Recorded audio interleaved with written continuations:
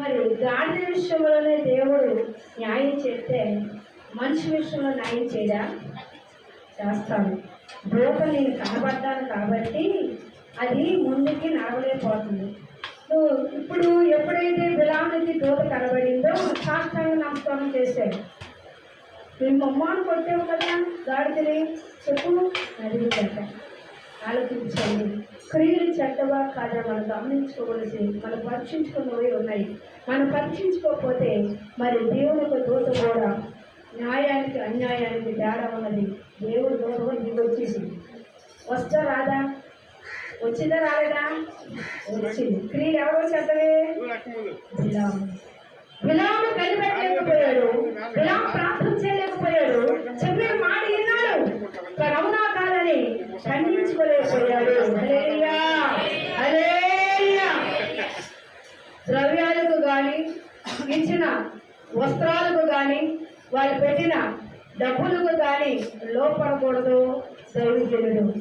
దైవజనుడు వాక్కుకు లోపడాలి, వాక్య సారము నడవాలి. ఏమైనా ఇవ్వగలడు, అవునా కాదా? ఇప్పుడు పాఠం వస్తుంది, ఆయన ఏదైనా చేయగలడు.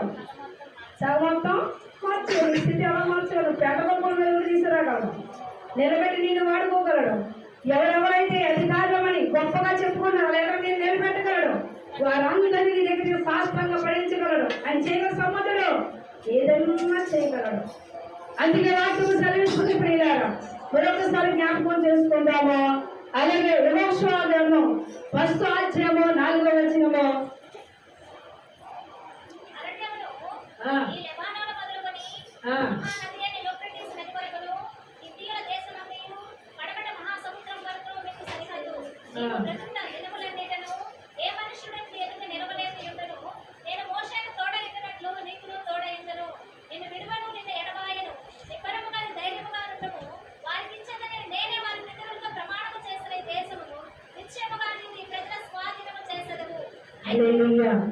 చూడండి, మోషేని ఐగుప్తు నుంచి ఎలా తీసుకొచ్చాను, 40 సంవత్సరాలు ఎలా పోషించాను, నువ్వెందుకు భయపడుతున్నావు?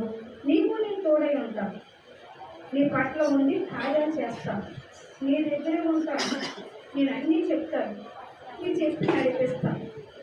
మోషేతో దేవుడు ఎలా ఉన్నాడంటే, మోషేని ఎవరన్నా అభిషేకం చేశారా?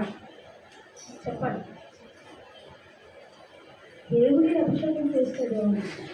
దేవుడే నిలబడి 24 లక్షల జనాన్ని ఆయన చేసి అప్పచెప్పాడు. వారికి ఏమేమి జరుగుతుందో చెప్పుకుంటూ వచ్చాడు. వాళ్ళకి ఏది కావాలో మోషే దేవుడిని అడగడం, దేవుడు మోషేకి చెప్పడం, చెప్పిన ప్రకారము వాళ్ళు చేయడం. వీళ్ళకి ఎవరికైనా ఏమైనా తెలుసా? బాగా ప్రార్థన చేశారు. అవన్నా కూర్చోబెట్టి ఎవరో బాగా ప్రార్థన చేయలేదు. వారికి అందుకే ఏం తెలియలేదు. తల్లిదండ్రులు సంపాదించిన ఆస్తులు ఉన్నాయనుకోండి, తినబడి కష్టం చెప్తున్నా ఖర్చు పెట్టే మాటలు తెలుస్తుంది. అది ఒక కారు చక్కగా పూర్వ చూడు ఇచ్చేసారు అనుకోండి, ఆడ ఒక చదువు నేర్పంటే అది వాళ్ళు అనుకుంటారు, నా ఎంతటో ఎవరు నేనంటే ఏంటి అంటారు. అది ఏం తెలీదు, కష్టం విలువ తెలియదు. ఇశ్రాయేలు ప్రజలకి ఏం తెలీదు, అందుకే కష్టం తెలియనివ్వలేదు. మోషే పక్కన దేవుడు ఉండి 24 లక్షల జనాల వల్ల అన్న మార్గంలో 40 సంవత్సరాలు పోషించినప్పుడు వాళ్ళకి ఏది కావాలంటే ఇచ్చారు. వాళ్ళు గుడిచారు అంటారు.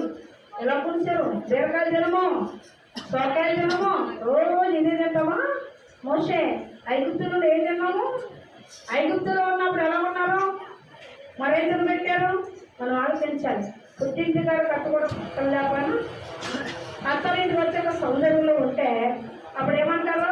నా సంగతి తెలుసా, నా పుట్టింటి గారు ఏం జరిగింది తెలుసా అన్నారు. ఆవిడకి ఎందుకు తెలియదా? తెచ్చలేదా?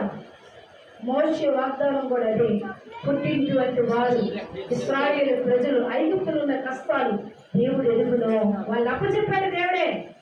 కానీ వీళ్ళు మార్గం వచ్చాక ఏం చేశారు? లేదా అంత సమృద్ధిగా చూస్తున్నా నీ లేకపోతే చనిపోయారు, సరిగారు కొందరు, మళ్ళా తెగులు తెప్పించుకున్నారు.